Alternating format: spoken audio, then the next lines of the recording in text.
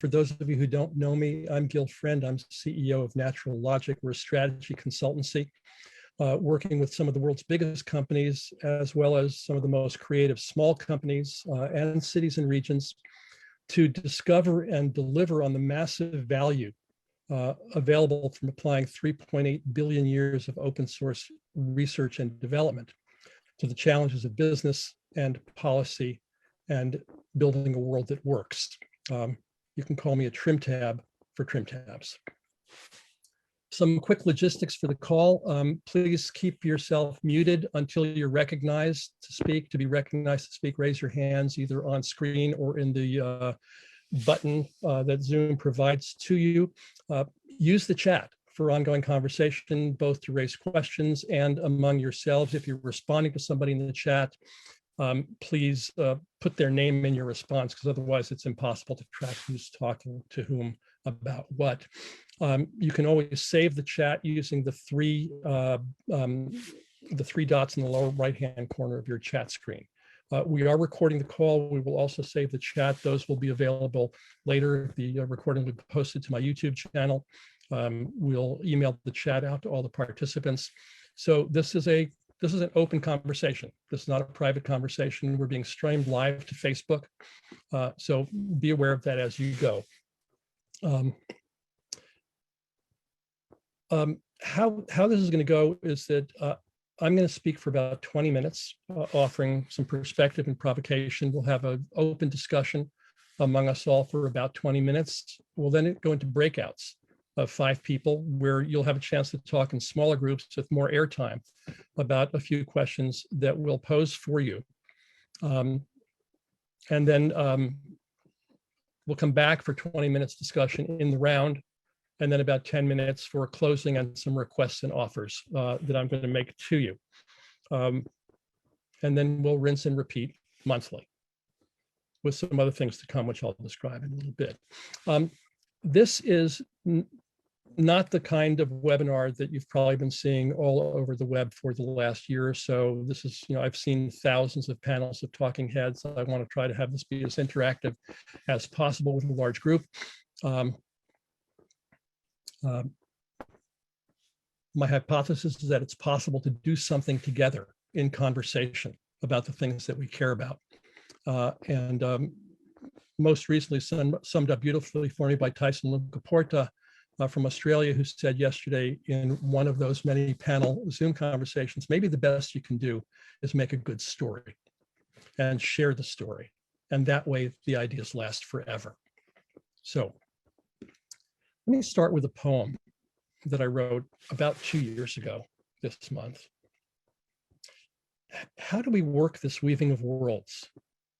Challenging ourselves, challenging enough, in words and song and attention, cultivating our tribes and our worlds, our interpretations and our possibilities, feeding each other, each fluidly shaped by the other, enabling, just maybe, something new to emerge.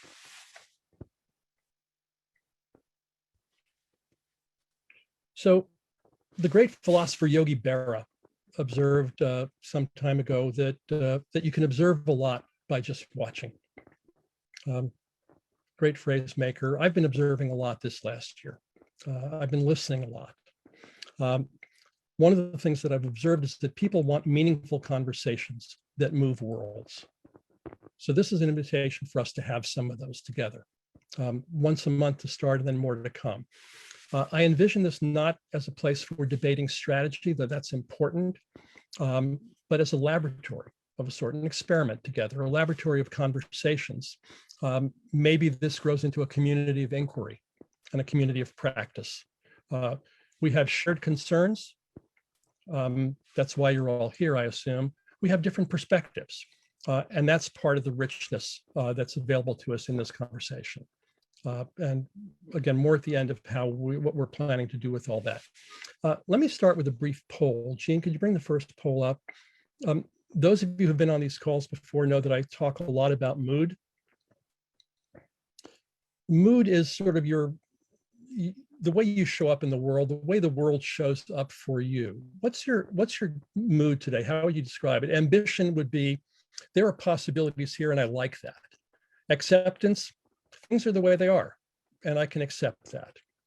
Resignation, I don't like how it is, but there's nothing I can do about it. Resentment, it's their fault. Where do you find yourself? And this can change throughout the day. It can be different from day to day, but often there's a mood that you find yourself waking up into, typically, on a given day. Okay, about 80% of you voted. There's 15 more. Hit a button, folks.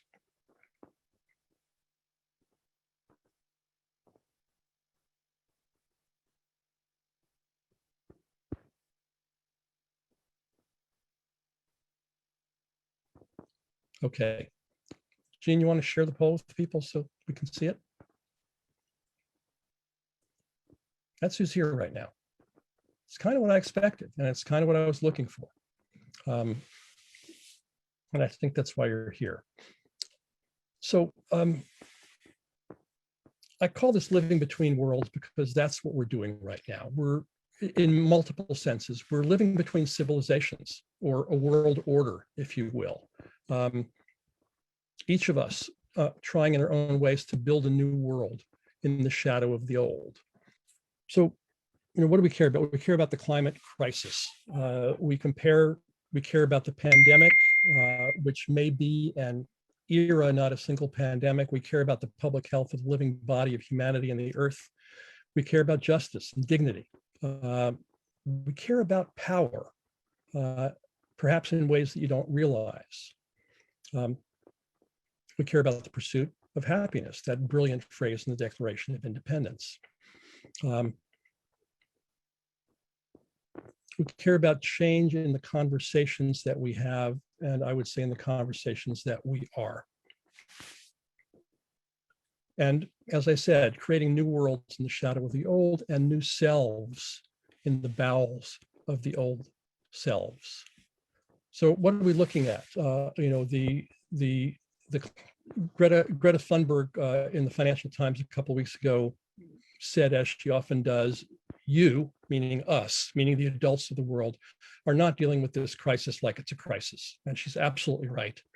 But it's deeper than a crisis. Crisis is when there's a hurricane on the Gulf Coast and the Red Cross and FEMA go in and take care of things in the crisis. This is something much more profound and existential than that. And it's not just climate. The UN says that we're on the edge of an abyss, which includes the collapse of biodiversity. We don't talk about that or even know what that means. There's the persistent cancer of racism in this country. There is the disconnect of ourselves, each of us, from the living world and from each other, enforced in the economic and in the economics and the politics and the norms and the structure of late capitalism and the financialization of everything. I call it capital-ism because of the focus of the world we're in now on capital above all else. What are the characteristics of it? The structural flaws: accumulation without limit, extraction without reciprocity, alienation without relationship, abstraction without grounding, generation without regeneration. So that's all there. Maybe that's in the background. The massive geopolitical shifts underway in the world with the rise of China, resuming in their eyes their rightful place as the global leader they've been for thousands of years, except for a lapse of a couple of hundred. Huge challenges for the West and what we've known as the post-world economic order, which is gone. One of the voices I've been listening to is Peter Zeihan, a geopolitical strategist. And I learned a remarkable thing from me. I learned that when I look at the world, my eyes have an agenda. I'm looking for an outcome. I have a desired future that's always alive in me, that always colors what I'm looking at. Zihan, to my eyes, is much more dispassionate and neutral, just trying to call what he's seeing there, not saying what's good or bad, not saying what should or should not be, just sort of observing what's there. And it provides a very different perspective on the challenges that we face here. I mentioned the cancer of race in this country. There's good news here. That conversation has shifted to a significant degree in the United States. Not enough. Somebody observed yesterday that the second biggest crime in relation to the Derek Chauvin trial, second after the murder of George Floyd, was that we were all uncertain about what the outcome of that trial would be. Sort of a measure of the mess that we're in. But there's progress. The conversation is on the table in a different way than it was a year or 2 years ago. The environmental conversation has shifted profoundly. Renewables are plummeting in price and are outcompeting fossil fuels across the planet. Electric vehicles are on the rise. The Green New Deal is actually on the table in the White House and in boardrooms around the world. ESG is on the table, environment, social, and governance as a factor in the management of capital around the planet. 1/3 of investments in the United States now go through some sort of ESG filter. Sufficient? No, but there it is. It's part of the norm of the conversation now. Things that all of us have been saying for the past decades. I think everybody on this call has the experience of being dismissed as crazy, or at least a little bit on the edge. Well, these things are part of the normal story right now. And yet, we're in the grip of what Alex Steffen calls predatory delay. Everything too slow. Nothing at the speed or scale of the crisis. In the face of all that, I'm also listening to what I'd call the background to the background, how we speak and listen to each other, how that shapes us, and literally shapes what we are able to see and what we're able to hear, colored by the histories that we bring to the moment that we're in right now. I hear a background of anxiety around the world, and a background of dissatisfaction, of people frustrated with the way things are now. And that can play out in very different ways. That can feed progressive and regressive strategies. It can feed collaboration. It can feed Trumpism. But it's there, I would say, pervasively. There's massive creative action and innovation around the world. It's not what gets covered in the daily news, but in the networks you're in and proliferate that times 1,000, there's enormous activity at the grassroots level, at city level, in companies, in neighborhoods around the world.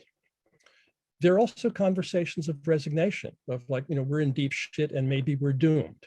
Do we accept that? A lot of people that I hear say it's over on climate. There's no way to turn this. Now, to an extent, I agree with that. There will be suffering. But can we reverse the trend? That's a different story. I think we can. I think most of you here, having polled ambition on the poll, would agree with that. I also hear weak interpretations about power, particularly on the left. I hear too much whining about fairness and hypocrisy. Oh, Mitch McConnell, he's such a hypocrite. It's not about that. He's the master player of the game of political power. He understands the rules. He runs them well for the purposes that he's organized. Complaining about hypocrisy or unfairness, or trying to shame people who can't be shamed, isn't what gets us to where we want to go. It's playing a different game of power in its many dimensions. Not necessarily power over, but power from the definition in physics is the ability to do work. And all of us share in power that is political, military, the power of force, police forces, armies, and so forth, the power of ideas, and the power of social relationships and the respect and trust that we build together there. So I'm inviting us into a forthright conversation about what power means to us. How do we learn to embrace it and use it for the things that we care about? This was, to my mind, this was a strategy on the part of the Republicans and the Trumpers, a strategy of apoplexy to make us so crazy that we sputter in dismay and get frozen like deer in headlights. And we came out of it. We had a remarkable election last year. Trump is gone, but it was damn close. So this is something where we have work to do and mastery to achieve. And there's something to be done around how we listen to each other and how we interpret other people's interpretations. In the world of social media and tweets and headlines, which are themselves interpretations of articles, which are themselves interpretations of complex phenomena, we've gotten very simplistic about how we form judgments about other people based on knowing very little about them. And here in this country, for example, we have sort of two games that we're in. One is winning elections and enforcing policy, which means beating other people who disagree with you. But if we're going to ever do something like reweave the social fabric of this country and the communities that we're in, then that also takes engaging with people that we disagree with. And that takes listening, listening deeply to them, not narrowly. My wife and I had a conversation last week about Joe Manchin in relation to the filibuster, and Jane was angry that Manchin was not going along with the democratic unity around changing the rules around the filibuster. And I was too. And I realized, we've never seen what he has said about this. I looked at articles, there was nothing that described what he's actually saying except no. And we found a long, I guess it was a letter or an article that he wrote that I'll tell you, I disagreed with, but I respected, because it was clear that here was a thoughtful man with a perspective as a senator of a very small state and a perspective on the constitutional compromise and the role of the filibuster in protecting the rights of the minority of the smaller states against the larger. As I said, I disagree with them, but having read that piece instead of the headlines, I could have a different conversation with him and his supporters than I could if I'm just running off of the high level disagreements. So this is what I'm hearing in the background. The challenge that we have, as I see it, is to reinvent everything. Everything. I've heard this from people as diverse as Catherine Greener, a Six Sigma sustainability consultant working with corporations around the world, to Fernando Flores, one of my most important teachers, who talks about the reconfiguration of everything in his language. We need to reinvent everything from the technology that we live with, which in fact is the easy part and is moving along well, to how we live our daily lives, to the workings of the economy of an entire planet, this planet, and to do that in one generation. It happens in ways that are big and small. Biden tomorrow is going to announce what appears to be a 50% greenhouse gas reduction goal for the United States by 2030, which will drive all sorts of change through everything that we deal with. Wall Street firms are competing with each other to get their investments out of fossil fuel and into sustainable development in various ways. We just did a report in collaboration with folks in the UN Secretary General's office, benchmarking 60 of the largest finance firms in the world, $100 trillion under management, benchmarking them against their ESG claims and actual actions. Corporations are competing with each other to see who can be carbon neutral faster. Cities are ratcheting up their plans. Many of you know that I had the honor of working with the city of Palo Alto for 5 years, where we crafted what was then, 5 years ago, the most aggressive climate action plan in the United States. And it's now basically table stakes. Nothing impressive about it anymore. It's like everybody knows the bar is far higher. So it has me wondering how change happens. We know it does. We see small change in many ways. Mothers Against Drunk Driving. What was that, 40 years ago? 2 mothers of children who had been killed by drunk drivers changed the conversation in the United States about what is acceptable. When I was a kid, it was cool to be able to hold your liquor and drive. Sorry to say, I didn't do that, but that's what the mood was. And now it's unacceptable everywhere you go. I was at a street fair in San Francisco 6 months before COVID hit, food trucks up and down Market Street, trash bins between the food trucks, green, blue, and gray. And as I often do whenever I go into an institution, I looked into the bins to look at the compliance. impeccable. No signage, no signs that said put this here, put that there. No pictures on the cans. Everybody just knew as the norm in this culture what to do.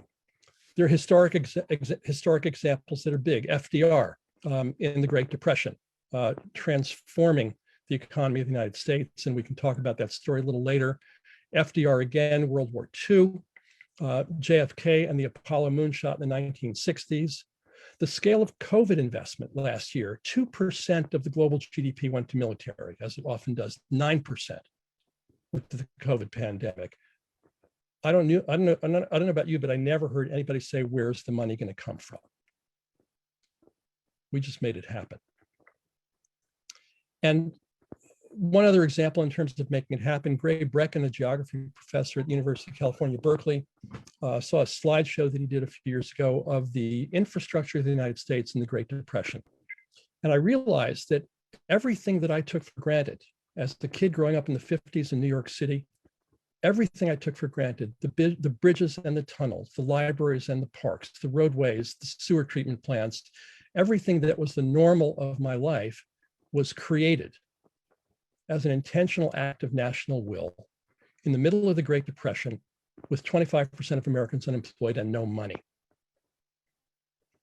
So that rings for me as a metaphor for the possibility. When I observe history, I see that, well, actually, let me quote our friend Vladimir Lenin on this, who I don't quote often, but Lenin said that for a long time, nothing happens. And then everything happens at once. So here we are, poised on that. One thing that is certain is uncertainty. This is the rule of the rest of our lives. We don't know what's coming at us. We don't know when it's coming at us. I'm out of the game of trying to predict anything, but I'm trying to attune myself to see pattern and see moves that may be beneficial and see where I can contribute in a meaningful way. This is the game of the rest of our lives. So my question for you is, how do we embrace rather than resist the uncertainty? How will we live with grace and with dignity and with power in support of the world that we want to bring forward? So let me ask you, what has this provoked for you? Timothy.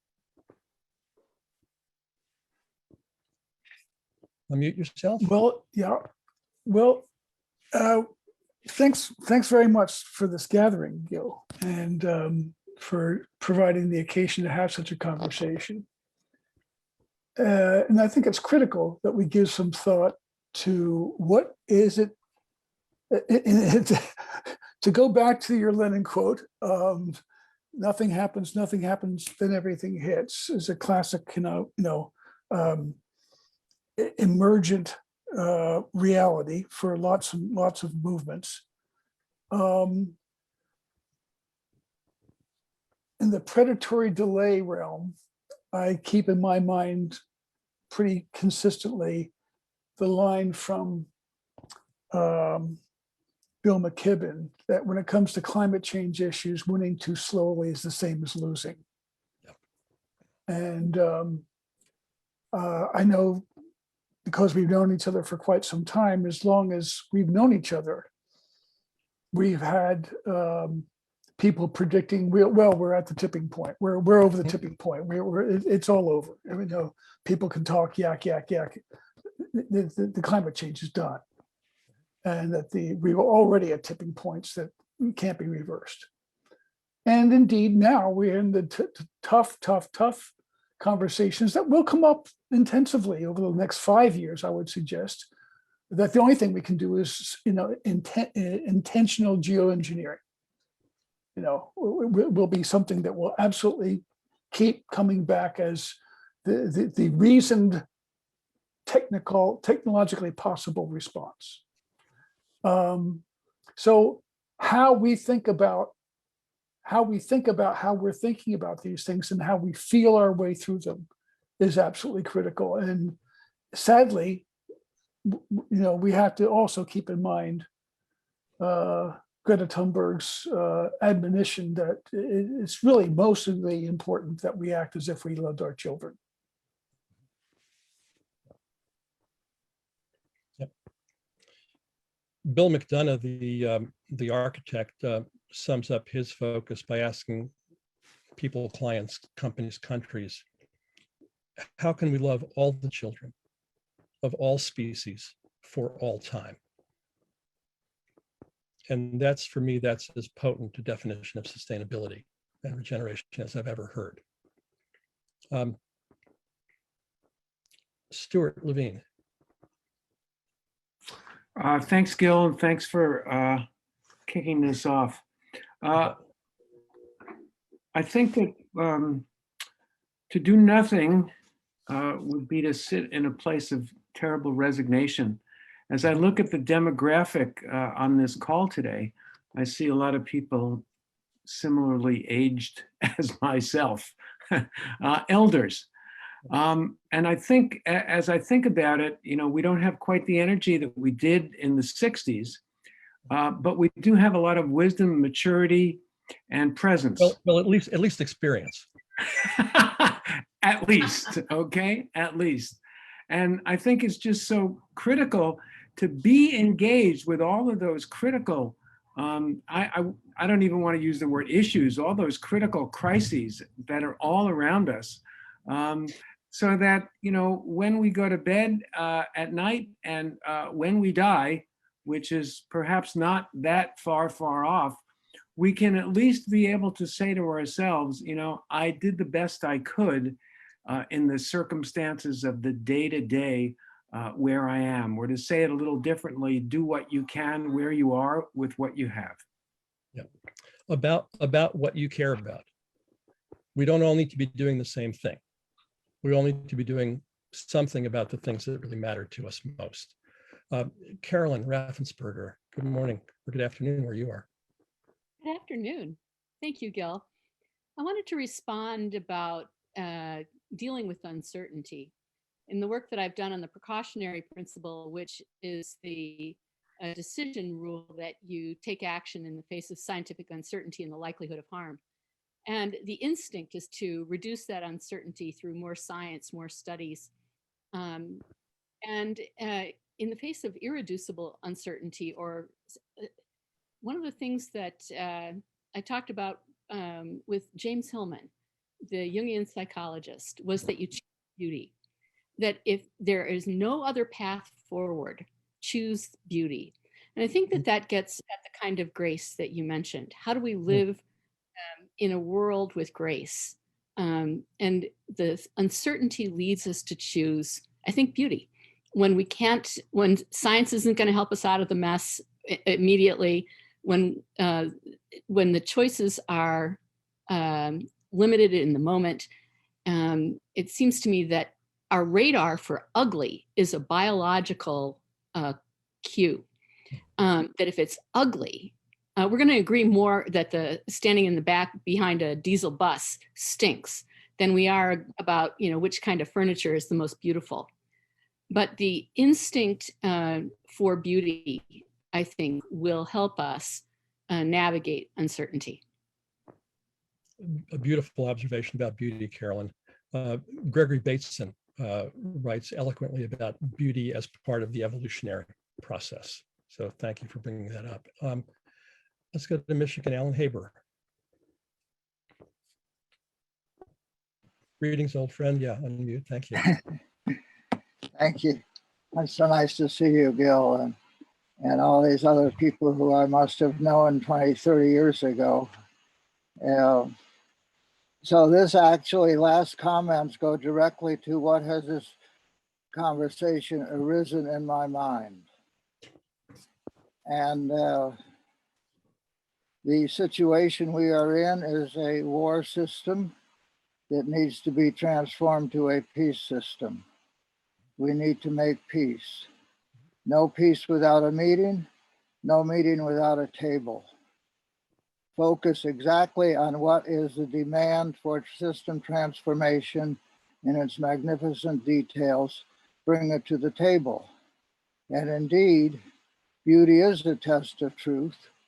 And the table that me and my experience created for the purpose is beautiful indeed.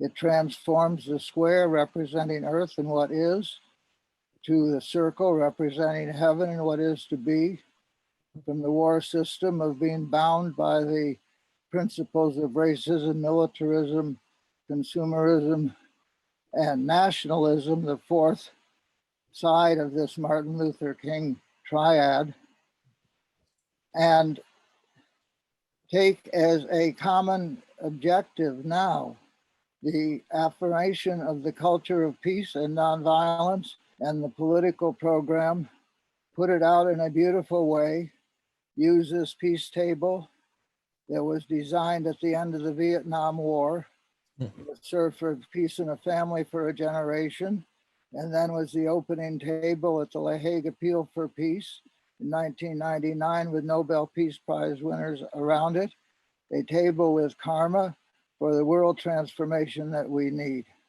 Alan, where is So that anyhow, I put that forward as peacetable.org.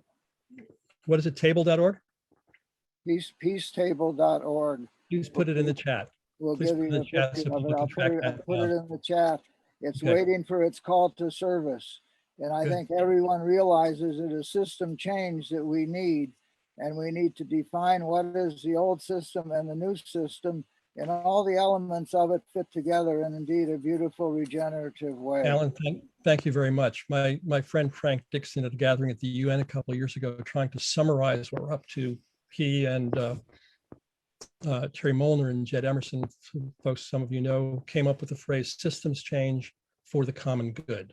A lot of people say system change, but system change for what? And everybody's got their different story, but that settled a room of 50 people down and said, yeah, that's it. And common good goes to the notion of the commons, which needs to be part of our conversation here. Let me, Alan, thank you. Let me go on to. That is what we're doing in Ann Arbor, the creation of the Ann Arbor community. Alan, I need to move on. I got a lot of hands raised. Thank you.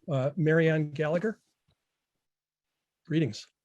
Hi, Gail. Thank you so much for that beautiful overview. And I think keeping the overview in mind is really helpful for me. I want to make a suggestion that one of the things we can do or have our eye on is changing the conversation.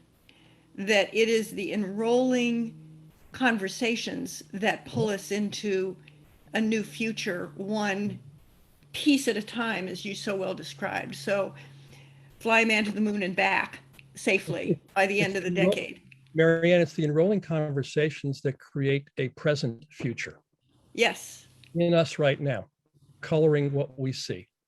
Coloring what we see. I think that's what we can do very well, each of us, and collectively, if we name the conversations that we want to live into. So I'm personally proud to be part of the Geyser Glacier. Like, we move slowly, but we are together a force. Anyway. Thank you. There's something to happen with the geezers and the youngins. And there's a whole bunch of chatter on the web about, oh, the boomers did this and that. I think for me, it's kind of silly because I see the world much more through class and other characteristics than just age. But I'm finding a growing number of young folks wanting the mentorship of geezers, and geezers wanting the passionate energy and enthusiasm of the younger folks. And Felix Kramer, I don't know if you're on the call today, has been creating something called Active Allies to partner folks up intergenerationally on projects and collaborative work. So there's a big opportunity there. Thank you, Marianne. Hank, in Hawaii. Hank in Hawaii. Hi. Greetings. Hank Rogers in Hawaii. I have a foundation called Blue Planet Foundation. We moved the ball in Hawaii towards having a renewable, 100% renewable energy by 2045 future. And I plan to do the same thing for the rest of the planet by starting an alliance of all people and all organizations that are trying to solve the problems. And the way I look at this is that the solutions exist. It's just people are stuck like they have lead boots on or something like that, and they just need to move. And a lot of people just don't know what to do or how to go about it because the problem looks like it's so big. Yep. And the answer is that we have to give it to them in bite-sized chunks. So there's two things I'm doing that are specifically aimed at moving people, and I'm only looking for solutions that are worldwide solutions. One is in addition to a star rating system, which we all use when we go to buy something at Amazon or choose a hotel, have a planet rating system, 5 planets. In other words, how good is this product or this service for the future of this planet? And I want people to start choosing the products or the services that are better for that future. And then people who provide that product or service will have to compete to make better products. And the other side of it is actually, you know, my background is I'm a computer game designer. It's kind of an action game where, like, it's an action Yelp for actions. And basically we're looking for actions that will move the ball in the right direction, starting really small, like turn off a light switch or pick up a piece of garbage, and ending with huge things like creating legislation, which is going to change a country. As you go up a level, you get more and more interesting things to do. We use a little bit of AI to figure out what it is that you might be interested in doing or that you might actually do. But the whole point of all of that is to actually move the ball. So I'm past talking about these things, and I'm only looking for things that are going to change things in the right direction and work. Let me ask you if you could put some links in the chat so people can track down what you're doing. You know, on the rating systems, I will just say there's, you know, number one, there's a lot of folks trying to do that. So at some point, these things will have to come together and harmonize. Second, as somebody who's done that a couple of times, we built what was the precursor to what became the B Corp rating system, and have done rating systems for some of the largest retailers in the world. It ain't easy. The complexity of getting it sufficiently inclusive and sufficiently simple is a really tough design challenge. I wish you well in doing this, and let people know where to find you. Nancy Clanton, good to see you. Good to see you too. I've really enjoyed this conversation. And one thing that we have been doing to help with the situation is to work with communities on establishing microgrids where they take control of the renewable and be able to share from neighbor to neighbor, and to get every single pavement in the United States, all hardscape, photovoltaic, and then do induction looping, so we can charge our cars as we drive and use those batteries to come back and connect in and change all our distribution to DC in our homes. We can immediately, I mean, like Hank, what you said, we can immediately reduce energy by at least 80%, right, just by going microgrid and with those technologies. So I just wanted to offer that out. Thank you, Nancy. Let me suggest in the chat that you connect up with Hank, who has a business with a hand in that story. And also Josh Harrison, I think I saw you here, who is looking at ways to, yeah, there he is, Josh, wave your hand, of turning hardscapes into greenscapes at scale with phenomenal impact in economics. So you all need to know. Nancy's been a leading, what do we call you, green architect, sustainable design person for a very long time, one of the generative forces in this field. So thank you. Let me just take one more, and then I want to take us into the breakouts. Let's see, Greg DeLong. Where are you, sir? Here you are. Thank you so much. Greg DeLong, I'm with the Deep Blue Institute working on blue economy models in Louisiana. What's blue economy, Greg?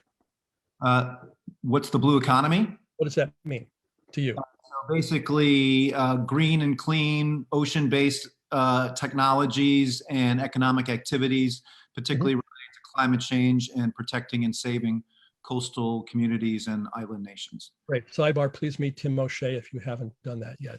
Hook up in the chat. Keep going. So yeah, I just wanted to follow up on a couple of things that Stuart said about a bit of the demographics of the group here, and also Alan's comments about war and peace, and Gil, you comment a little bit about the different generations, and citing work of our friend Debbie Acosta, the former Chief Innovation Officer of San Leandro, who's starting a podcast called Smart City Diaries. And I think one of the things, looking at the demographics of this column, what we're talking about, there's a lot of fractionalization going on. Some of your political comments, Gil.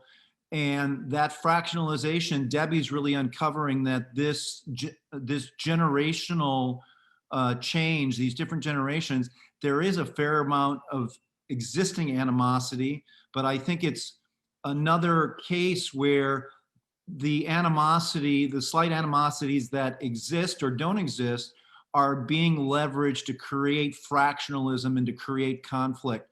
And it's divide and conquer. It's a time-honored strategy.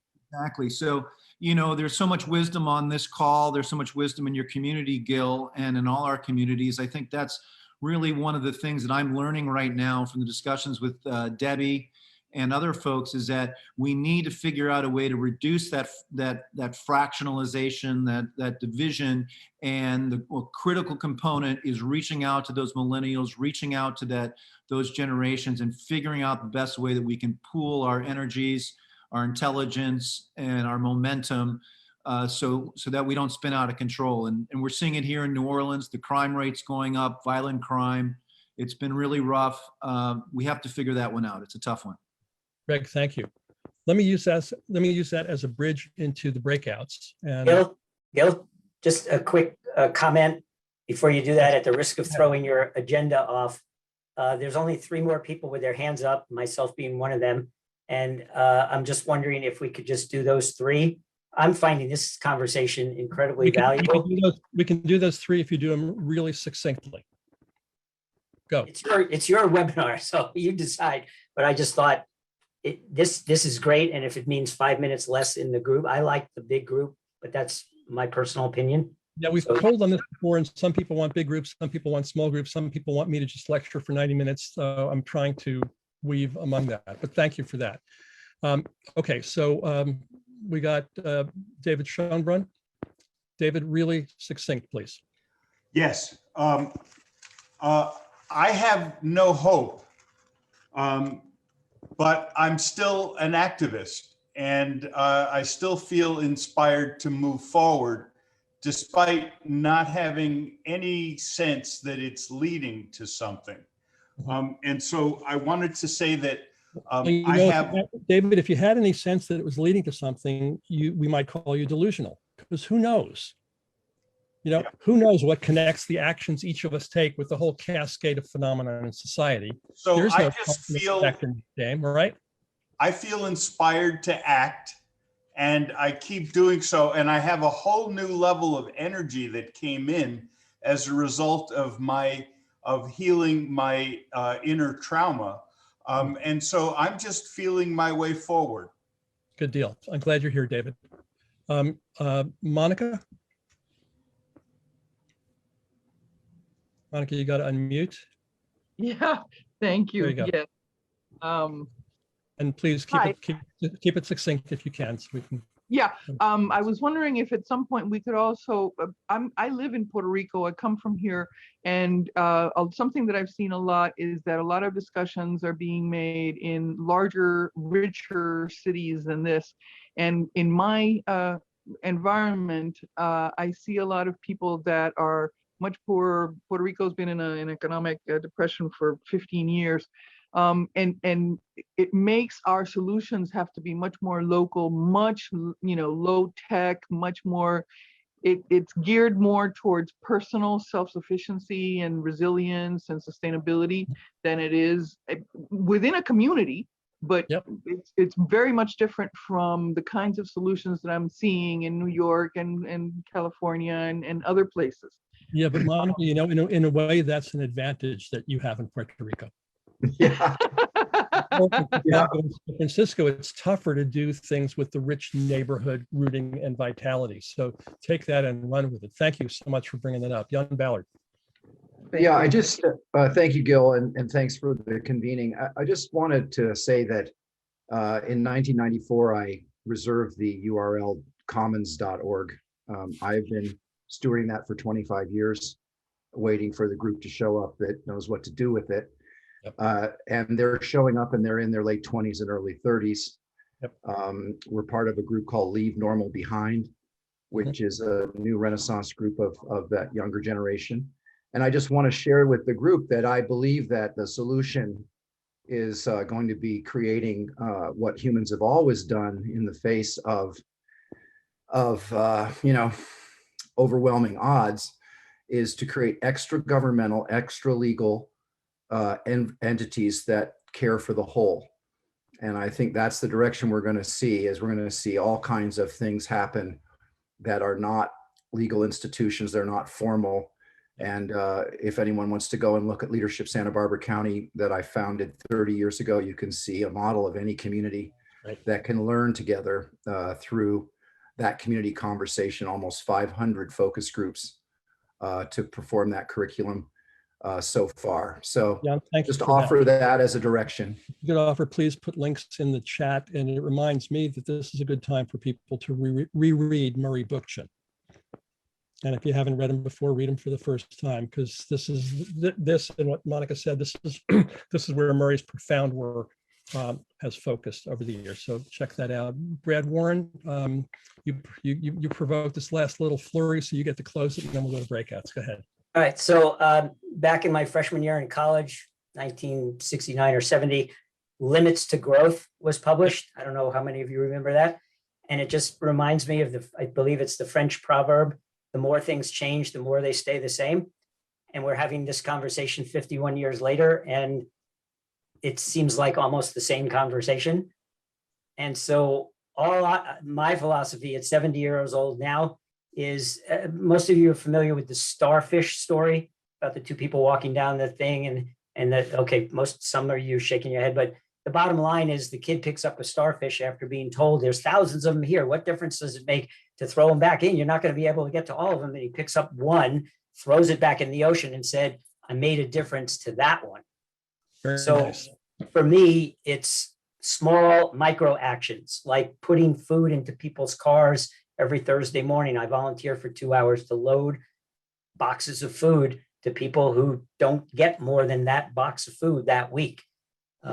Global, yep, but what can I do globally? I'm not really sure. What I can do is what I can do, like Stuart was referring to earlier. Do what you can with what you got right now. And Brad, you referred to 50 years ago. Let's go back 2,000 years ago. A sage named Rabbi Tarfon said back then that whatever you do may seem insignificant, but it is terribly important that you do it. So with that, let's go to breakouts. We're going to take you into groups of, I think, 4. You'll have 20 minutes total. You'll have take 1 minute. We're going to rely on you to manage your own time tightly here. Take 1 minute to introduce yourselves to each other, and then take 2 to 3 minutes each to answer these questions with each other. And then we'll come back into the large group and have some debrief on that. And we'll have to figure out how to fit more into less time in the future. But Jean, take us away into breakouts.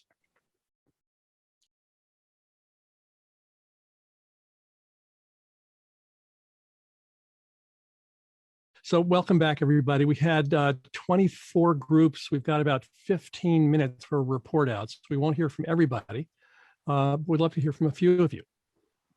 So somebody, please raise your hand and tell us not so much what happened, but what moved for you. I did raise my hand. I just am so glad you're doing this, Gil, and I really look curious to see where it goes. I just want to share my clarity that there's no existing legacy institution that's going to do what needs to be done. That we have to form new planetary level institutions that are extra legal and extra governmental. And that's what's always changed history. I refer you to the assemblies movement in the South that probably none of you've ever heard of, that transformed the state of Virginia in the 70s and was shut down, of course, once it started to work. Well, we have to create new institutions. We have to capture and transform existing institutions. They will follow. This is a game of both. Well, this is what I was referring to earlier about inside and outside.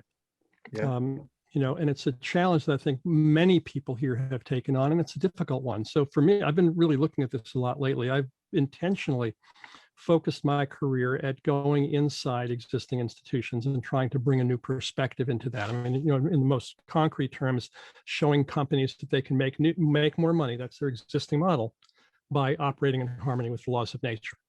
And, you know, it's slow grind and it has had impact, but it risks being captured. It risks being, you know, done in the least possible ways for their own reasons. It risks burning us out with the resignation of those institutions. That's one part of my being. Another part of my being, I suspect, like many of you, is outside those institutions, trying to create new ones, challenging the existence of the existing ones, you know, ranging from reform to burn it all down, which is the range that we hear, you know, from our allies. Some of us choose one or the other of those paths. Some of them try to straddle those horses and ride them both. My only specific comment, Jan, to what you suggested, this is what has to happen, is that that's what has to happen for you, so go for it. Your job is not to convince everybody else to do the same thing as you're doing, but to do what you're doing, invite people in, recruit allies, and encourage other people to do where the passion is for them. That's some other hands. Thanks, Gil, for doing that. Yeah. Want to tell us about your groups, Stuart? Well, our group was 2 people, and we enjoyed getting to know each other. I can't say that I think that we came up with, I can't say that I have changed in any way, but I feel as though I'm doing the right thing, and I think Bruce probably does too. Bruce Preville was in there with me. Great, thank you. Anybody else care to share? Josh Harrison.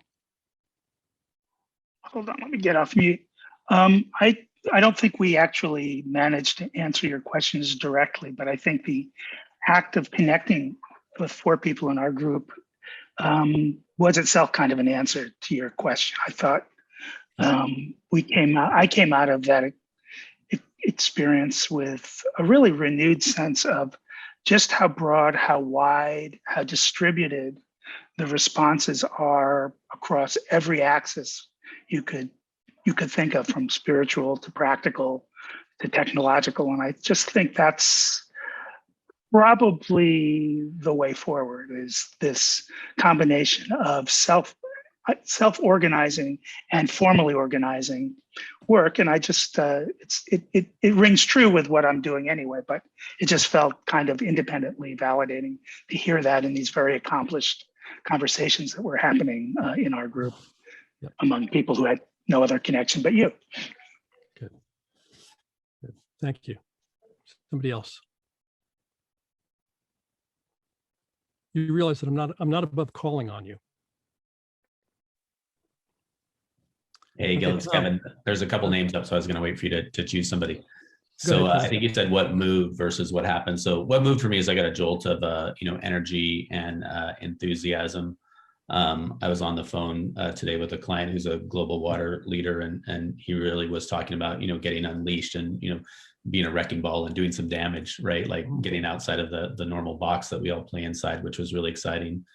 And I told my group where I would start. I got a team that's really good at having leadership groups name and articulate the current paradigm they're stuck inside of in language. And then, once they can see it, they can do something about it. So I'm really excited about finding multi-stakeholder groups that have complex situations where there's a lot of smart people, but there's a lack of alignment or there's a lack of speed, and, diving in and seeing how we can do some things together, but like a really tangible, practical on the court, like somebody knows there's a specific problem and a specific solution, but we can't get everybody organized to get it done. So I just see that being really possible on a dirt in the street level. Good. Thank you. I'm sorry, my screens are flipping on me. Well, Gil, this is Terry. Terry, go ahead. This is Terry. Terry, and you go ahead, and then George. I think you said for me to go ahead, Gil? Yeah, go ahead, Terry. Yes. Well, I came in late, but I shared something in our group, and if Owen and Alan are okay with it, I'll share it here. It is that I see one of the new inventions being something I've spoken with you, Gil, about in the past, the emergence of common good capitalism, that the mergers and acquisitions of companies over the last 2 decades has resulted in, duopoly monopolies everywhere, like Lowe's, Home Depot, and CVS, Walgreens. And so what I see emergent is something that's quite radical, which is that the companies like Lowe's and Home Depot would get together with government officials in the room, and like the National Basketball Association, they would reach agreement on the environmental policies that they would follow and the minimum wage policies they'd follow, et cetera. And then still continue to compete like the Boston Celtics and the Los Angeles Lakers as ferociously as before, but now with an agreed upon voluntary set of agreements that is reinventing capitalism to go to common good capitalism as the priority. And so that's an example of a reinvention that I think is going to take place. And I think that's a very nonviolent one rather than a violent one. And antitrust rules aren't going to work anymore, especially the way the Reagan administration changed it to where if you were lowering the price of the goods, you could have all the mergers you want. And so now there were 10 airlines in 1980, now there's 4, and they cooperate with their activities. So that's just an example of a reinvention. And I think those kinds of reinventions that are very nonviolent reinventions are going to happen throughout the society. To me, it's a good one. And there's a lot going on in the language of reform capitalism, inclusive capitalism, impact capitalism, conscious capitalism, lots of activity and ferment, and it's to the good. For me, the test is, do these reforms address the structural defects of modern capitalism that I spoke about, Terry, before you joined the call? And it's something you and I should dig into a little bit more about that. Thank you, Terry. Let's go to George Mokray and then Jan Thorin. George, I was in a group with one other person, both of us in our 7th decade, and pale skin. I think both of us have a sense of resignation. We're continuing to do what we've always done all our lives, because what else can we do? And we still see the same goals as necessary, but where's the pickup? As for rethinking, I go back and I think we already know what to do. We already have the tools how to do it. We already have examples of these kinds of things. And for me, for instance, I've been looking at nonviolence for a long time. And I think we have Gandhi all wrong. We look at him as a political figure when he was a social and an economic figure as well. And his ultimate goal was not political power, but a nonviolent economic and social system. And I've had the privilege of asking people who were high up in American civil rights movement, did they ever study Gandhian economics while they studied Gandhian nonviolence? And the answer is always no. Well, the answer, one of the reasons the answer is always no is that we've come to believe that capitalism is the only possible form of economic organization that can exist in the modern world. And what if that wasn't true? This is you say all we can do is what we've known how to do and what we've done, but I would challenge you to ask, what could I do that's different? Because that's the question that we have on the table for everybody. People speak about capitalism as if it always existed, but markets are not capitalism. There was markets in trade going back for thousands of years. Capitalism is less than 500 years old.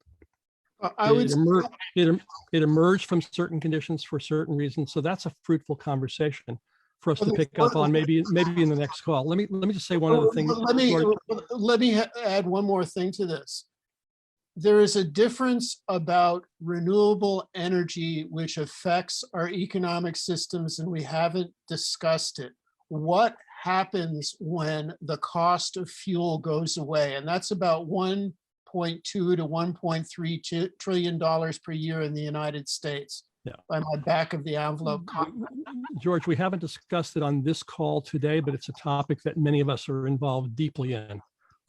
So that's something we can pick up on in a future call. I will say one other thing about Gandhi. Gandhi threw me for a loop this last year when someone told me that he considered persuasion something that we are all of us involved in, right?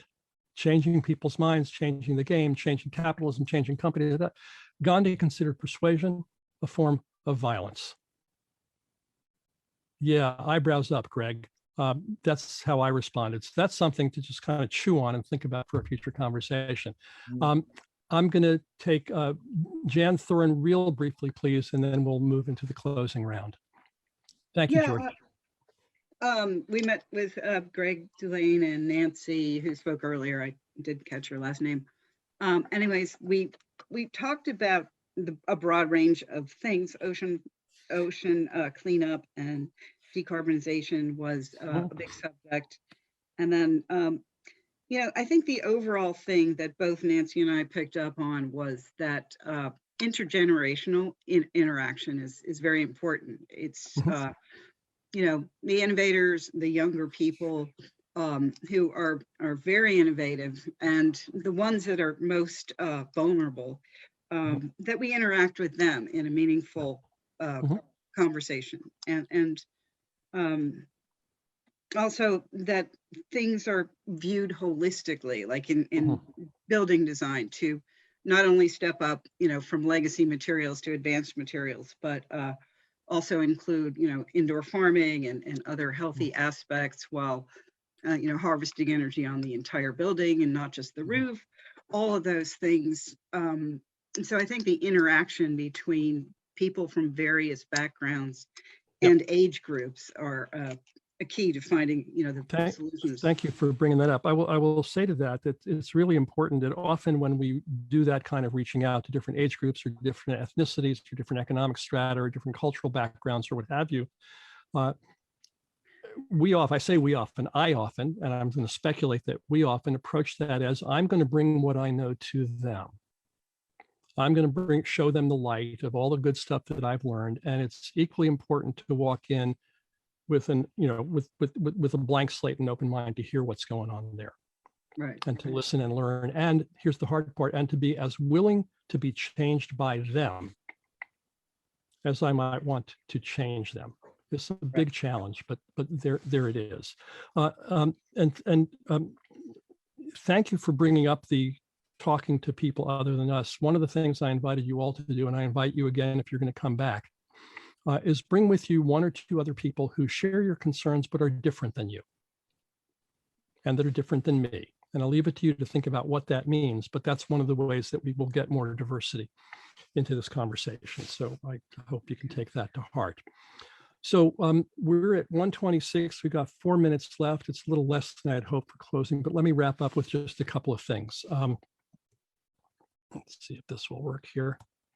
So I'm not going to read these. These are some of the questions that are alive in me these days, and perhaps they're alive in you. I'm going to leave that there as things that you might consider in the future for our future conversations, then in your own work.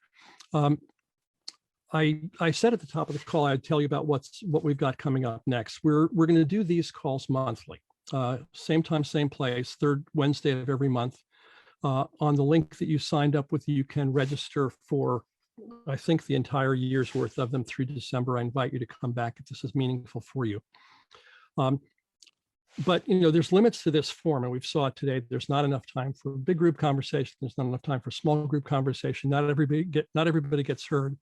So we are developing, and we'll be mounting soon, I imagine in the next month or two, a platform, a shared conversation and learning platform focused on cultivating leaders and enterprises for a just and sustainable future and an economy in service of life.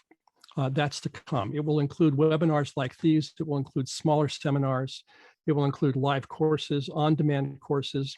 Some of it will be free, as this webinar always will be. Some of it will be for a fee. We're looking seriously at having that fee be people pay what they want to pay based on the value that they receive. So watch your email. There'll be more about that coming. Also watch your email. We'll be sending you a survey asking for your feedback and responses and guidance for us on this call and the next one. If you, as I said before, register ahead for the upcoming events. If you're not already on the Natural Logic mailing list, let me invite you to do that. That's the most reliable way to be informed of what's coming up right now. Many of you I've been sending other private email blasts too, but much more reliable if you join that list. The website is natlogic, natlogic.com.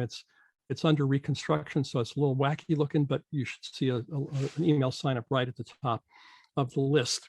And last but not least, we've learned that it takes a surprising amount of work and coordination to mount these events, as simple as they are. Gene Dunaway has been helping me in the 5 sessions last year and in this one today, but he's got to step back for reasons that he needs to address in his own life. So I'm looking for a co-producer or 2. So if you or anybody you know would like to help with the back-end logistics of all this, mounting the call, keeping it running smoothly, handling technology of cameras and slides and so forth, please let me know. Looking for a sidekick on that. And finally, in closing, and this was sort of resonated in me from what a number of you said, a wonderful quote from the Buddhist scholar Howard Thurman. I'm sure many of you know this.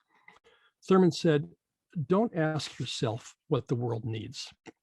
Ask yourself what makes you come alive, and go do that, because what the world needs is the people who have come alive." So with that, thank you all for being here today. I really appreciate your presence. I'm sorry that not everybody gets a chance to speak, but we'll do that. We'll get more and more participation in coming months. Go out there and be live. Thank you.